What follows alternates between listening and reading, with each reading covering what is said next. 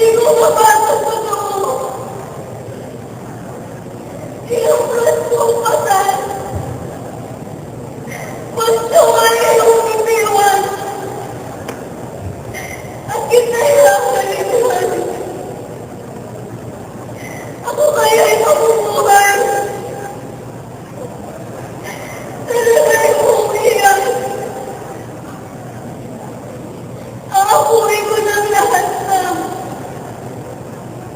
Ako ang mapapatay na. Gusto ko siyang mabuhay ka. Ano okay talaga. Kung ikaw di mo kita. Di ko maitulog sa iyo. Ina ang pinili mo. Na ako'y yarin mo. Papamatay ka nito mo. Inahay wala nila. At aking inabot tunay.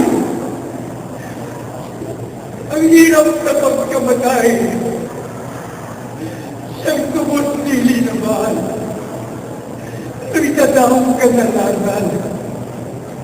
Bakit kayang inubuhay? Gusto ko inubuhayan. Di ko hindi malulusan. Bakit ako pagpasal? Di ako pagpasal.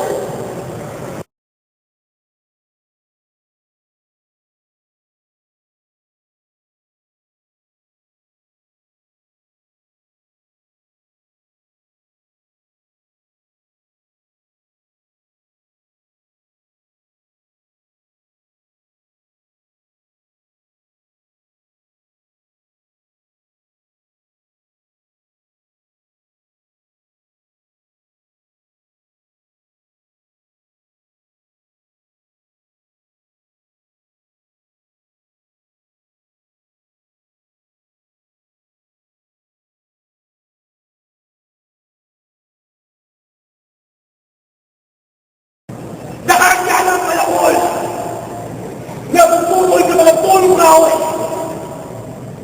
At ang lahat ng mga punong kahoy hindi maputang bunga ay puputulin.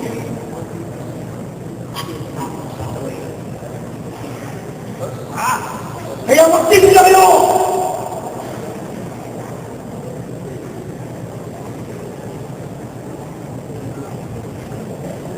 Binabautis mo kayo bilang mandalo ninyong pagkakas at pagkalikod sa inyong mga anak sila. Ngunit ang kasunod ko ay siya magbabautis mo sa inyo sa Espiritu Santo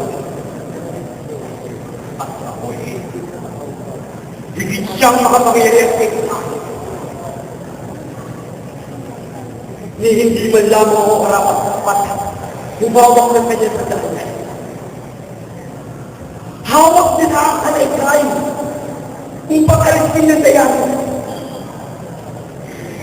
at titipunin lahat ng mga trigo sa Amalek. At ang lahat